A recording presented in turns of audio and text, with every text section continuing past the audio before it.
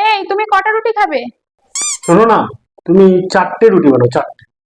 চারটে? দেখো ভেবে চিন্তে বলো, কিন্তু যে আটাটা মাখবো সেটাও নষ্ট হবে, ওই রুটিটা তো খাবেই না সেটাও নষ্ট হবে, আবার বাসি রুটি কেউ খেতে চায় না সেটাও নষ্ট হবে। তাহলে 3টে বানাও, 3টে। তিনটে?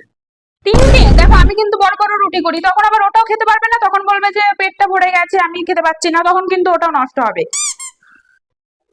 ঠিক আছে, তাহলে দুটো বানিয়ে দাও, দুটো আমি খেয়ে নিতে পারবো। দুটো? দেখো একটু আগে কিন্তু তুমি ম্যাগি খেয়েছো, তখন কিন্তু বলবে না এই রুটিটা অন্য কাউকে দিয়ে দাও আমি খেতে পাচ্ছি না, তখন কিন্তু ওইভাবে খাবার নষ্ট করবে না। একটাই বানাও, একটাই। কি? আমার মাথাটা কি খারাপ হয়ে গিয়েছে? তোমার ওই একটা রুটির জন্য আমি এখন আটা মাখবো, তারপর বেলবো, তারপর সেঁকবো, তারপর তোমাকে দেবো? আমি এত কিছু পারবো না।